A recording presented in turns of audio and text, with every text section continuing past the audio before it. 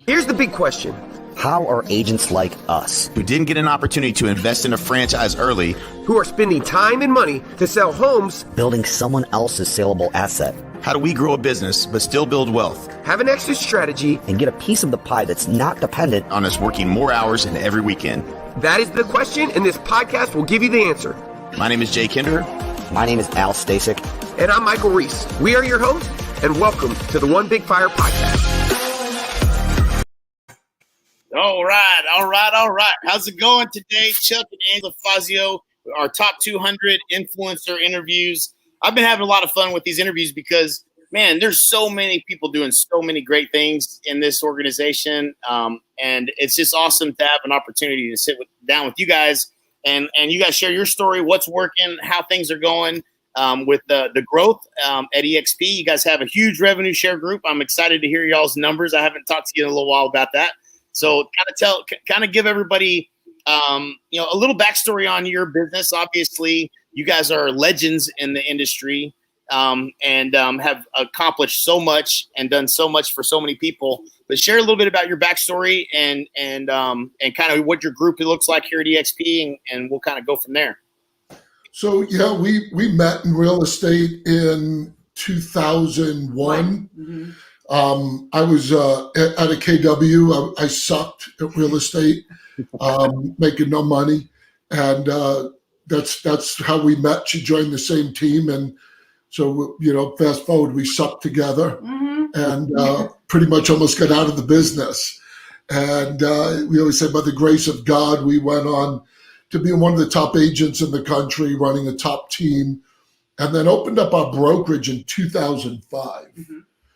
And, one thing that I know me and Angela share the same thought is there was no way we were going to fail in the business. We were watching, who was being successful and not that, we were egotistical, but, there was no way we shouldn't have made it. So we quickly grew our brokerage to be one of the top brokerages in the Valley here in Arizona.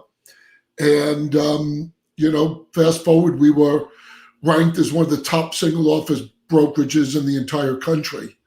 What we were doing, about $2 billion a year. Yeah. $2 billion, I know. Crazy.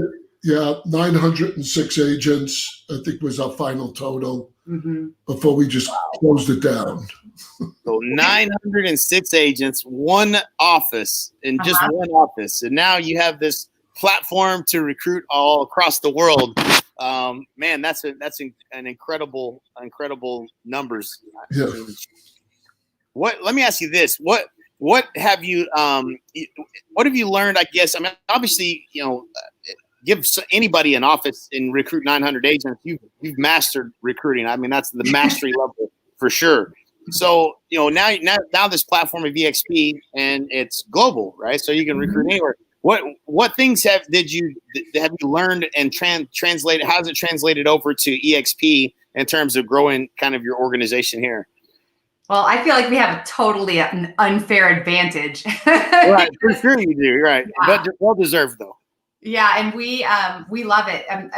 One of the greatest things that has changed is now we get to spend all of our time finding superstars and talents and developing their business, whereas before we were consumed with other things as well.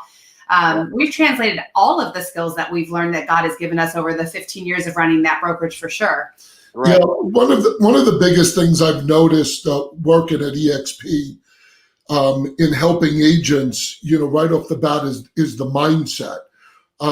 Unfortunately, for most people, they never worked.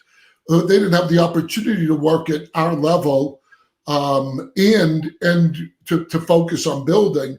Most of the agents who come over just really have, maybe ran strong teams or, successful agents. Now, of course, there's some agents that came over that did run brokerages, maybe at a lesser level. But the one thing that we really touch on, Jay, to help people is that mindset. And the mindset that's first and foremost is if you're looking to build residual income as a business. So when I say business, if somebody says to me, I want to make six figures, in residual, you got to treat it like a business. You can't dabble in this. Is not a hobby. You don't make $100,000 doing nothing. Right. If you want to get to six figures. So I think that's one of the biggest things that with the advantage we have is knowing what it takes. We know what it takes. We know what it takes. We know how much work. We know the relationships you have to build in order to attract agents. Right. No question. And one of the things that also helps us so much is we have a higher level of appreciation for the resources and the people at EXP. Yeah. Because we did a great job with our limited resources in one location and a little bit of staff and whatever. And now I wish I could unzip people and make them understand the inexhaustible resources that's within EXP. So our belief is high. You always want to unzip people like it's a Build-A-Bear. I can stuff them in. It's like a damn Build-A-Bear or something. Yeah, I get it. I get it, right? Like you guys have been at a high level, know what it takes to operate, and there's always, thin resources in one area or another at a given time when you need it. And you have really unlimited resources at EXP. I mean, it's incredible how much the executive team, the leadership, willing to jump on calls, willing to help. Like, yeah, it's a really great point that you're making there for sure, Angela. Yeah, it's definitely a game changer because we had to build everything on our own. Mm-hmm. We were the closers, and now you have a bunch of great closers. You could pick and choose based on personality types and situations.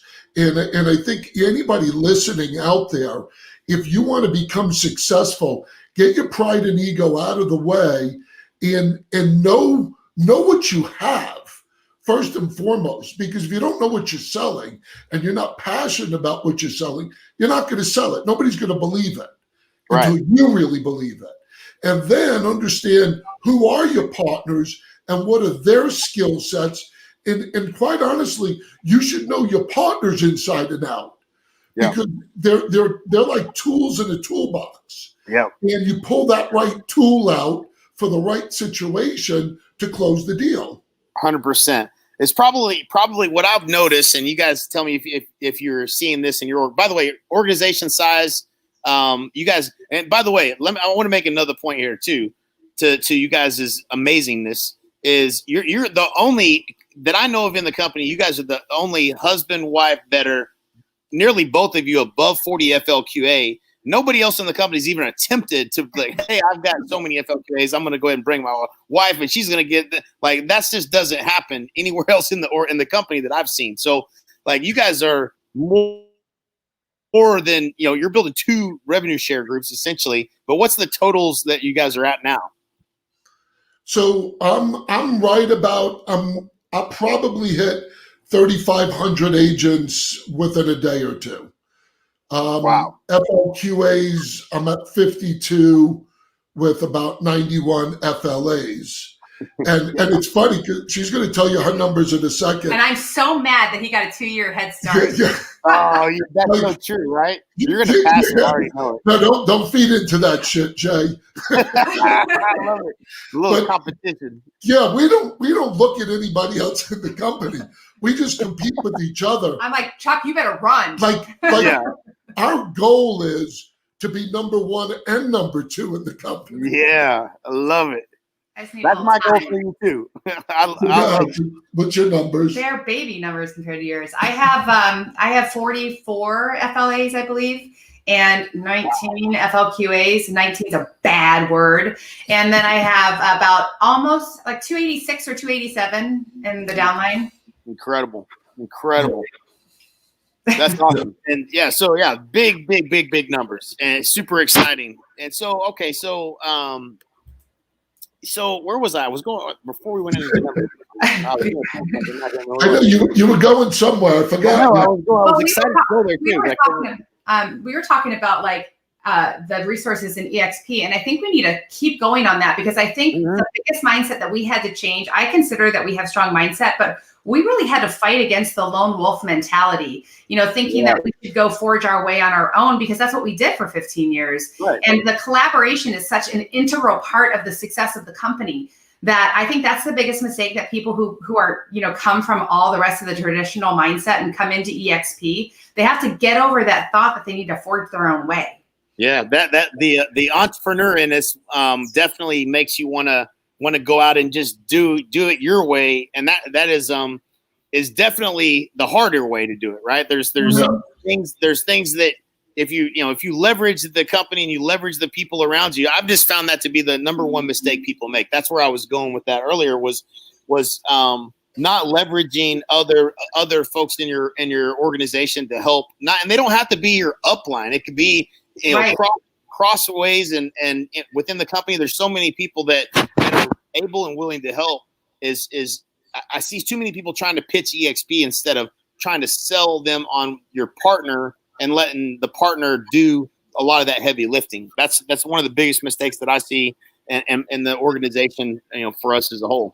Mm-hmm. Yeah, I mean, it's, I could clearly see some of the people who are getting it, because agents reach out to me all the time. I'm on three-way calls almost every day, and you're right. A lot of them aren't even in my downline, or their level, 9 and 10 already. And the funny thing is the people I'm on the call with, these are the recruits, they're blown away that I'm even on the call with them, which really edifies the company to go where they're going, wow, you guys truly are like one brokerage that pulls for each other. And I'm like, absolutely. My goal is to make sure this company's around forever. I'm going to do everything for anybody. Yeah, because it still preserves my business. That's it. Yeah, that is the mentality that you don't get really in any other brokerage model. I laughingly joking about this. Like my dad owned the Coldwell Banker that I was at for years. If he had came to me and said, here's the vision and here's where we're going, and I'd be like, are you trying to change my split? Because as long as you're not trying to change my split, I'm on board with your vision, Pops. But the minute you try to change my split, we got a problem. You know what I mean? Like, that was always the agent doesn't really care about the success of the company in most business models.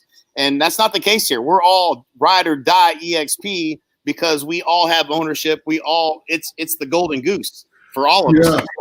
We want to help everybody because that helps the company. And how great is that for the company, right? To have the leverage of us to help support the agents within the company. It's just a brilliant business model.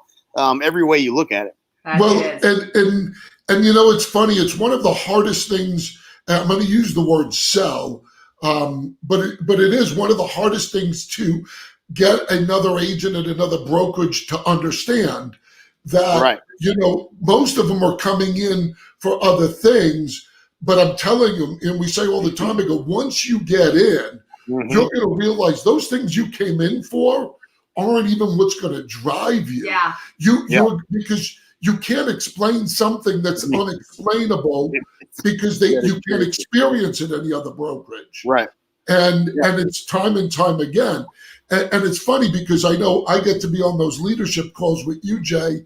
And I tell Angela and I tell my agents all the time, I said, the part that agents at other brokerages don't understand is that we're locking arms with the biggest and the brightest in the industry that have an ownership stake in growing the company. So, when you're dealing with other brokerages, your competition technically is a paid employee. They're paid recruiters. Right. And they're wondering why we're growing the way we are. And I always use the term because I just love the visualization. We're a juggernaut of attracting the biggest and the best that have a passion. We're unstoppable. It's just a matter of time before we rule the world.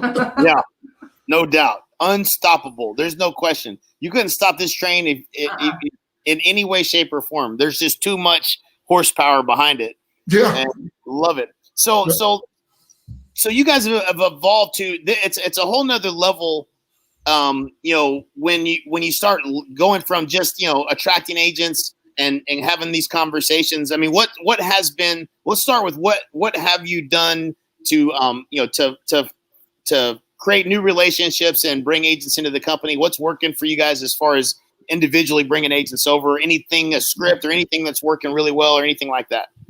Can I talk hyper locally? Yeah, go ahead. So hyper locally or locally, our very best, and I will let anyone know how we do this and how to morph it into something that works for you. But we do these VIP house events here that take on a lot of different personalities, themes and such, where we actually say, hey, to our downline, or even not even our downline, if you're here, your ticket through the door is an outside agent. And so we have this beautiful house. We provide drinks and food. Chuck cooks all the food, and we just have great conversation. It's not formal, but it's impressive, and we make people feel special, which is our heart. And that locally, just creating something very personal and very special has been huge for us. And we're also teaching our downline to have good conversations through these events. Right. Yeah. So it is relationship, and so here's what's working. You ready? And I know people are going to be blown away when they hear this. What's working is work. I'm amazed. I'll analyze anybody's business. Anybody who's, one of my good buddies, and I got to be good buddies through EXP, is Kurt Schuell. I love Kurt. Me and him talk quite often. And I can be blunt with Kurt. He's going, I'm not hitting the numbers I want to be hitting. I go, yeah, because you don't work. And Kurt's going to be really mad if he hears this, but I love Kurt. It'll light another fire under. I don't mean Kurt don't work, but when I say work, so anybody listening to this, guys, and I'll challenge anybody any day of the week. If you spend time, and Brent Gove says this, if you spend time calling agents, just calling them. I don't even care if you have nothing to offer them. You call enough agents, you will get them, because agents out there are hating where they're at. And I'm telling you, it's how I grew my company.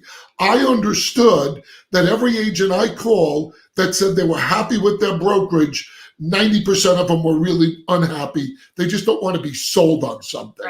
Right. So it's making a connection. So here's the key. Make the connection. Be prepared for the no, that they're happy, and say, great, can I follow up with you in a couple of months just to see how you're doing? Put them in a system, just like you work buyers and sellers, and you reach out to them every couple of months till they start to see your personality and go, all right, I'm not being sold. Yes, tell me about this because I'm not happy where I'm at. And I'm going to tell you, it works, Jay. People do not reach enough prospects to get to build. And it's simple because we know our target audience. They have a real estate license, period. Right. Yeah, and I think the other thing that Chuck and I are good at, and as you guys are as well, is we are constantly striving to bring value to people. Just because we know they don't get it where they're at, or they have to go outside of themselves to try to find it. And so we just find all of the ways that are natural for us to bring value to other people. And everybody has that. You just have to find what those things are. Well, yeah, and here's one thing I share with everybody. I don't care if you're a brand new agent in the business.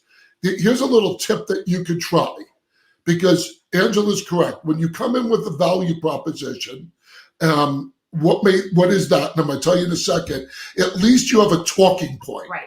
So you're just not saying, hey, do you want to hear about EXP Realty? Right. So here's a tip that anybody out there could do right now.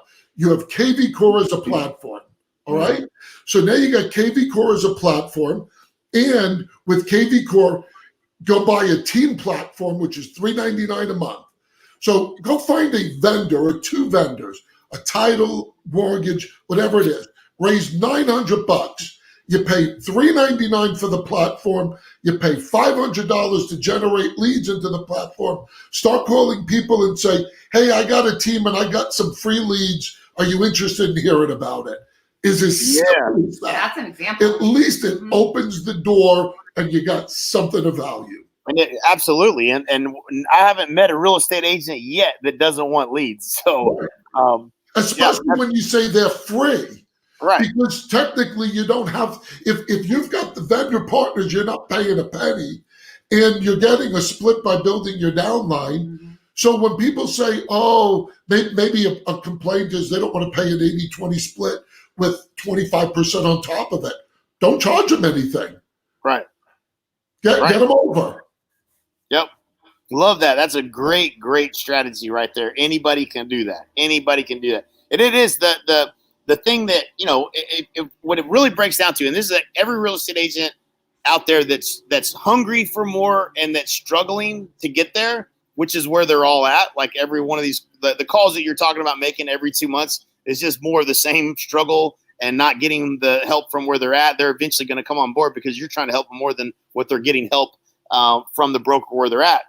And if you can demonstrate that you can help someone get transactions, and you have, this is what I always say about EXP was like when people would come to us for coaching, they would come to us for the what to do, and then they'd have to pay us $1,500 a month. Then they would still have to go buy a $1,500 a month platform, and then now they're $3,000 deep before they spend the first dollar on an ad. Like you come to EXP, your literally cost per lead goes down dramatically. But what the strategy you just have is zero costing it, which I love, and then leveraging that for agent attraction, which is a no-brainer. Absolutely. Great. And you're not talking about EXP.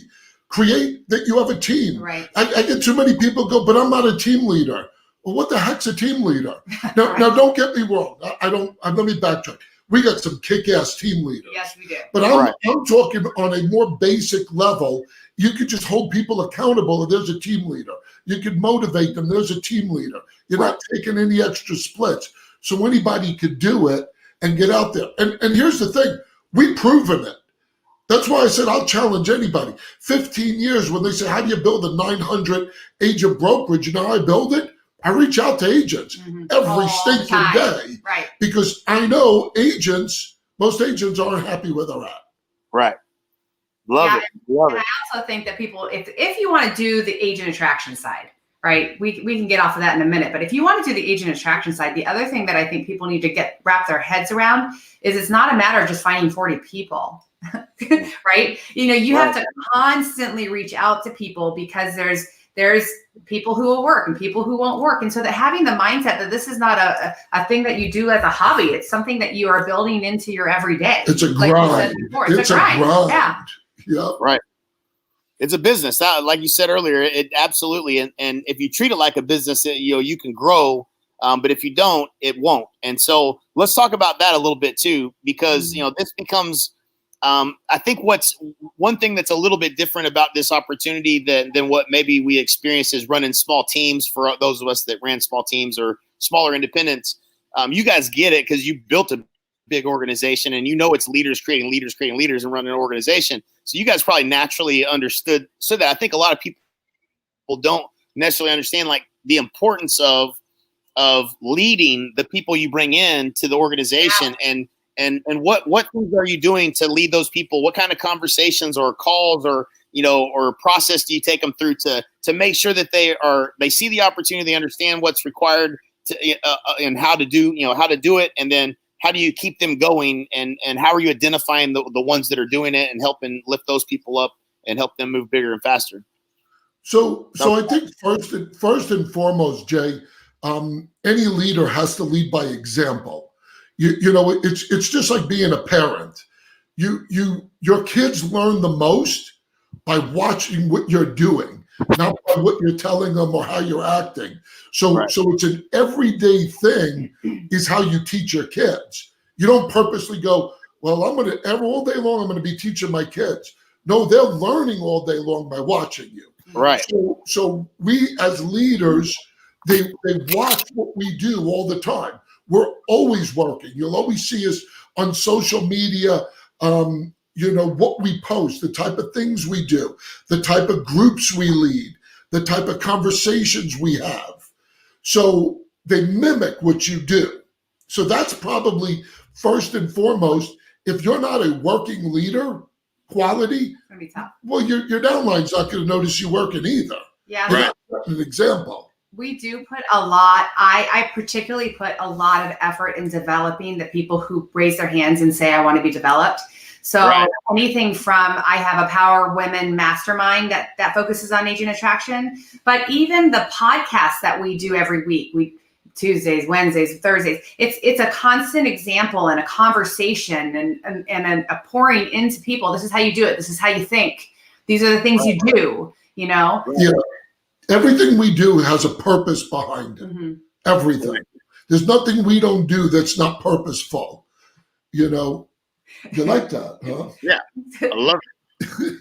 I love it. Okay, so what? So let's talk about some of the things that that you're using, tools and whatnot. Is there a particular video that you guys like sharing more than others, or that has a bigger impact, or is there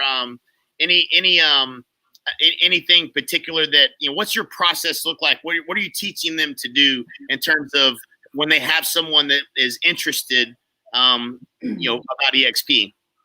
Well, first of all, personally, I don't like sending information before a conversation ever. I want to have a conversation. I want to understand their pain points. I want to understand what they're thinking, their perspective, what they perceive as important before I ever pour information onto somebody. I want to frame the information before it goes out. And I can't frame it if I didn't have a conversation to find out about that person first. Gotcha. So tailoring the information you're sharing to the problems that they have and to the opportunities that they're looking for, essentially. Well, yeah. So here's, you know, and maybe we might be a little unconventional this way because of who we are in the industry, but we're the type of people, I know I'll speak for both of us, and we do separate Zooms. I don't want to send them nothing. I'm like, get on the phone with me. Right.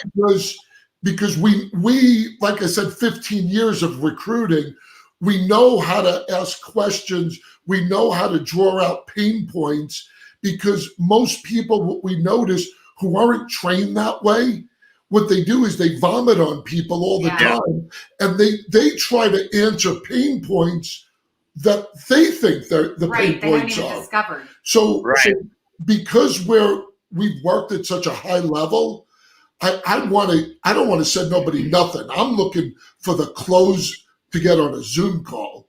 That's what we do. And we're actually really good at getting the calls all the time. Right. Yeah, the other thing to note is about information that I think is really strong. I know you do it inherently as well. If I'm going to send somebody something, I've already told them what they're going to think about what I'm about to send them. So I've framed it, because if I just send something blindly, they look at it through the filter they have existing. If I have a conversation, I create the filter that they are going to look at the information through. Right. Oh, So that's brainwash them. Yeah. right. I love it. That's a little NLP there.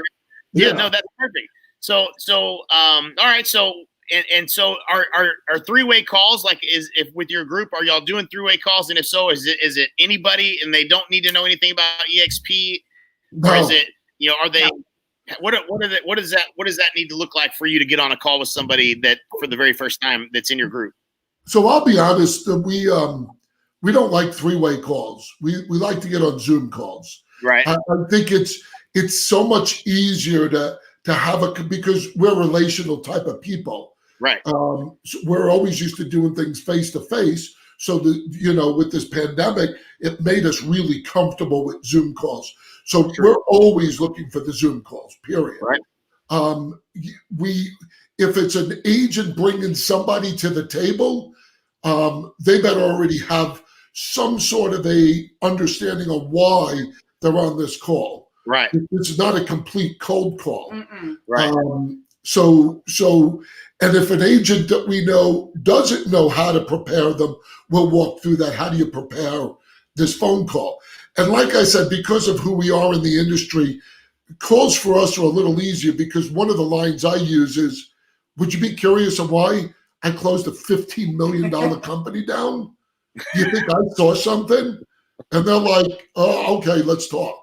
Right. And anybody out there, if you hear that, say that to somebody. Hey, you want to hear a guy who closed a literally closed a $15 million company down. I didn't get paid not one penny. I tried. Right. I thought I was good at sales. I guess I wasn't that good. Right. Well, that's awesome. All right. The other thing that is important, I think, to me, it's really important, is that we're always coming from an angle of authenticity. It's not just a sales pitch. You know, there's a huge difference. And so when we're talking to people, even our agents, and trying to prepare them for calls, we're impressing upon them, like, we're doing this because we care for people. And I said, you know what? EXP is so awesome. My belief is so through the roof that I fully believe it is the best place for anybody who's in real estate, right? So I fully believe that. So I'm not selling something just to sell somebody into a down. So what is good, Jay? I'm gonna jump back a second about how do you pour into the agents, and based off of what Angela just said. I think the number one reason why most people don't have success in presenting EXP Realty is because they have no idea what EXP Realty really is. I always say you could see the car, but you don't know what's under the hood. And even if I looked under the hood, I wouldn't know what's under the hood. But I challenge my agents to something. Sometimes I say to them, I go, do you know who Jay Kinder is? Do you know who Michael Reese is? Do you know who Brent Gove is? Cliff Freeman? We say that all the time, and you'll be surprised. Almost every one of them says no. I go study them, go learn them, go watch the stuff they do. They don't have to speak to you to know who you guys are. Right. Then I go, do you know everything about the world? Do you know about the classes? Do you watch videos? Do you watch Brent Gove? Like, be a sponge. I go, I'm blown away. You guys want to make six figures? You want to make $1 million? And yet you spend no time investing in the product that you want to sell. Right. I said something to somebody the other day. I said, hey, what do you think of when you think of honey badger? And they're like, what are you talking about? I'm like, you don't know anything. Right. You know, Right. That's important to know. Absolutely, it is. No question. That goes to another question. So what getting people plugged in? So it's so, like you said, like, there's a lot of things that we would try to explain to someone, and we know that they're not going to get it until they experience it, and they're at EXP. It's just, you can't sell what you can't until you've experienced it. What are you doing to get people plugged in to make sure that they do have the experience that you want them to have, not just within, like, the calls that you guys do, maybe the calls that we do, and some of the rest of the upline or whatever, but then also within EXP systems, like, what are you guys doing to make sure that they get anchored into the company well? We have a couple of things that we're doing. Do you want me to take that or no? So a couple of things. It depends what you're talking about, but we do something because we know inherently people are either busy or lazy, to go and do all of that research themselves. So we do things like our podcast called The Massive Real Estate Rebuild, where we highlight things about EXP where people just watch, right? Nice. So we have people who can come alongside you and teach you KV Core or hold your hand with KV Core, even an onboarding specialist or somebody who's constantly just looking at what's going on with EXP so that we can present it in meetings and we can present them in conversation. So we are pretty proactive for ourselves, even, because if we don't know what's new, how can we give that information? Here's the other thing. I always come from a realistic standpoint. I don't feed people bullshit of things I don't do, and I know people hear people and they go, what, do you really do that? And then behind the scenes, they don't. So here's the fact of the matter. And I know I get shit for this. Most agents don't do shit anyway. They don't do shit. The people who have a drive to them are going to figure it out too. You can only guide or push so much. And I think the problem is that we get so consumed with the few that we have and get frustrated because they don't do anything that we get discouraged. Here's my best advice. When you get enough people, the leaders will make themselves rise up so you don't focus on the crap. One of the biggest takeaways I could tell you, not owning a brokerage and doing EXP, which is liberating, is dealing with the victim mentality. The people bitching and moaning. And I'm saying you go in. No more. Goodbye. Look, look, don't complain to me you didn't know this or you didn't see this. We'll outline it, but at the end of the day, man, you got to be your own person. I love that. I love what you're saying there, because it's the hardest thing in the world is dealing with that. We call it the victim glasses are on, you know. Yeah.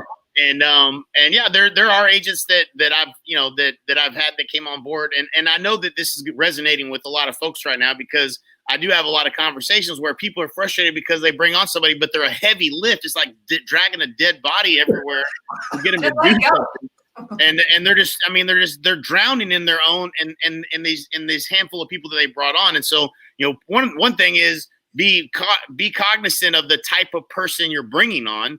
And try to talk to the person that's looking to grow and looking for opportunity, not to just any person that might have a pulse. But yeah, focusing on. I want to say one thing to that, Jay. Here's the answer behind it. Every single time when I talk to agents that are either frustrated with people who just came on board or frustrated with prospects that they say they can't get off the fence, here's the number one answer. It's because you don't got enough friggin' people in the pipeline. Right. Mm-hmm. It's the same thing with selling real estate. When I hear agents complain about, oh my gosh, I got this client and he's so crappy and he's sucking the life out of me. And I'm like, cut them loose. You know why they can't? Because it's their only client. Yeah, and I will say I think it's noteworthy to make a distinction between being really sensitive and thorough with helping people to transition and get into a new environment. That's different. A lot of people are high maintenance in the beginning in the front end because we've asked them to make a big change, and it's a big change. But there's a difference between, really making sure to care for people during a transition or during the 30, 60, 90 days that they first joined, and having that ongoing wait. That's a difference. Right.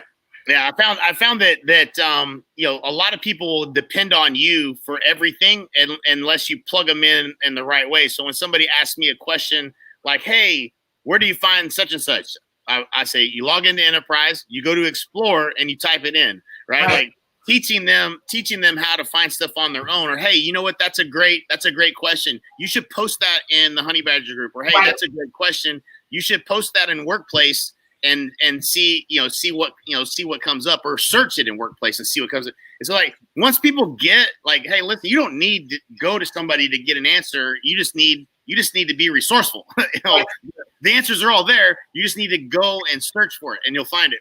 And so the problem becomes, Jay, when you do enable them, guess who's going to be the person that is going to get the finger pointed that they failed? It'll be you. Mm-hmm. Because you were sitting there kissing their ass all the way, and then you'll be the ultimate one that's going to get blamed for their failure. Right, that's true. And yep, that's true. And what's amazing is, and I know you guys probably see it a bit even a clearer distinction than I do. But like, I just don't feel like there's that many victims. Like that for whatever reason, we're not attracting the negative Nancy's and Nellies that we typically find in every other brokerage. And it may be the business model and the type of people, that attracts the type of people that we have here. But it feels like, at least within our group for sure, that like there just isn't a lot of complaining and whining and bitching. And I love that. That's one thing I really am happy, makes me very happy, makes my heart happy, is that we don't have a lot of that negativity that you typically find in every other brokerage. You know what? You're exactly right. That it is true. You know why? Because people with a negative victim mentality are repelled by us. Because we're so going after it. We're so full of passion. We're so excited about the business. They are repelled by us. Yeah, they can't handle the energy. Right. And we actually say that when people say they're trying to talk someone in because of the fees. I'm sitting here going, walk, man. They don't get it. You don't create wealth by saving money. Right. So if they want to sit and nickel, I have a guy right now nickel and diming me. And I'm like, dude, you don't get it. That's okay. Right. Don't you ain't creating wealth. Right. So, you're right. I love it. Awesome. So anything let's talk a little bit about like what your typical day looks like. What is, in terms of like supporting your team and Zoom calls, for your home front line versus the rest of your team and supporting them and putting out content? Like what does a typical day look like, and where is most of your time being invested now with the size of organization you have? There's for me, there's a lot of appointments because that's money right there. A lot of follow-up because that's money. But there's always an element of making sure that we're moving forward with being the most efficient we can, having our processes in place, making sure that we are supporting our front line and teaching them how to support their front line, teaching them how to support their front line and those kinds of things. So I'm busier now than I've ever been in certain ways. And I love it, but I'm more energized because my time is placed in activities that I love. Yeah. So we, building an organization to this size, people reach out to us all the time and are constantly booking those three-way Zoom calls. And, it becomes fun. It becomes second nature for us. And I wish I could say I could devote a lot of time to my own personal recruiting, but it's okay because I love, one of the reasons why we did what we did is because we want to help people create a lifestyle that they thought they could never have. Right. And this platform could take any person and turn them into a millionaire if they wanted to. Yeah. And I always say, because their big line all the time is they go, but Chuck, we're not you. We didn't reach the level of success you have. And I go, here's the beauty of this company. I'm your partner. Yeah. Right. Don't say I'm blind. I'm your partner. So use me to open and close doors. And so that's what we're doing. And it feeds our soul. I'll tell you the craziest thing though is, and I know a lot of people experience this, but it's crazy. I'm getting messages on Instagram and workplace. Yeah. We don't even can't keep track of where all the messages come from. Emails and I'm like, people. Right. There's too many angles that people come in at. So I got here to Puerto Rico. The first thing that they told me, the first 3 people I talked to, everybody's like, you have WhatsApp? I'm like, no, I don't have WhatsApp because I don't need another freaking place for someone to come at me. Like, there's got to be a solution. Anybody out there listening that knows a place where all that stuff can be funneled into one place? Oh my God, that'd be money. It's freaking insane, man. You forget to look at one place for 1 or 2 days, you're screwed. I'm thinking that you can pin text now. I know I'm doing. I've got 6 texts right now that are pinned for sure. Seriously. Yeah, I was wondering when they were going to come up with that. That helps a little bit, but still, it does. There's still lots and lots of ways. So yeah, no, I totally get that. So what's the goal? What's the goal for 2021 with the group size? What's you guys' goals this year? I want to catch up to this guy right here. You can. And Go-Go, if Go-Go's watching, you ain't catching me either. She bitches to me all the time. She goes, slow down a little bit. Right. So, my goal is to have 6,000 in my group, and my goal is to break the 60 mark in FLQAs. Yep. And one of our shared collective goals is I literally want to come along and build at least 10 millionaires. We want to build 10 millionaires. And I also committed to at the end of 2021, I want 50 to 60 women to be able to authentically say, Angela helped me create this tangible thing in my life that's better. And the other goal is that I want us to both be in the alpha group. That's the goal. See how he rubs that in? I think it's cool. I know. Wait, you should have said, honey, that's so sweet of you that you want me there with you. I'm motivated. Oh, that's greatness. Love it. Yeah, no doubt. And just a point, I want to point out to everybody that's listening, especially if as we do more of these interviews, what you guys are saying is doubling in 12 months. Mm-hmm. Essentially real close to doubling in 12 months. That is the growth rate that I'm seeing for as the teams get to a certain size, they literally double every 12 months. And I've been tracking this and trying to track our upline and see like, okay, certainly at some point it can't just keep doubling, right? Not so true. It's even Gene, who has 15,000 or whatever it is in his org now, is growing at 2.5%, which is like doubling every 18 months. And so same with Rob. Brent's still growing at a pace of doubling. every 12 months, and our pace is still there. You're pacing for that. So like it's unbelievable how if you focus on this and you get to a certain point, it takes a life of its own.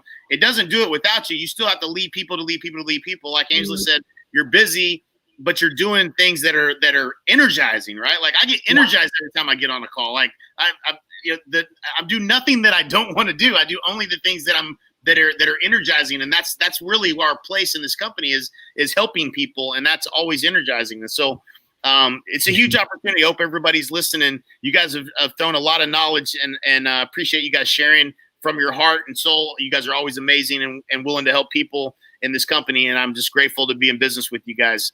Same. Yeah. All glory to the Lord, man. We're blessed. Absolutely. Yeah. Appreciate you guys. Anything else that you guys want to share that we haven't maybe touched on that would that you want to leave them with? Yeah. Here's what I want to leave you with, guys. It's real. If you're listening out there and you're struggling to gain some traction, do not give up. It's the grind. Look, it doesn't end. Don't sit and put a focus where you get discouraged and quit. And I know this is cliche where it's you just can't quit. When you quit, you're done. Don't be a weenie. This is real, and it's real for anyone. Learn the company, leverage your upline. Let's get out there and grow. And here's one more thing. Stop listening to the people out there that want to bitch and say you're a bunch of recruiters. When they say that to you, say you're damn right I am. Or just say, yes, I am. That's no, nice you can too. say you're damn, because recruiting's not a bad word. They want to paint that picture because misery loves company. That's right. That's right. That's right. I love it. Don't give up. All I can tell you is, like, if you keep pushing through, just like with anything, you're gonna figure it out. You're gonna get better. It's gonna get better. It's gonna get better, and then that ball starts to roll. And just don't, whatever you do, make sure you got your wealth chart. Have that in front of you. Look at it every day. Do something daily that's driving towards the result of having conversations with agents, getting them on calls with people in your group, and you will start bringing agents over the company. And you can possibly imagine what could happen from there. It could grow to be as big as any of our organizations that we have here. So just do the work every day, make it happen. Yep, I appreciate you, buddy. You're a great leader. Appreciate you very much. You guys are amazing, and looking forward to a fantastic 2021. And anything I can do to serve you guys, let me know. All right, buddy. God bless. All right, have a great day.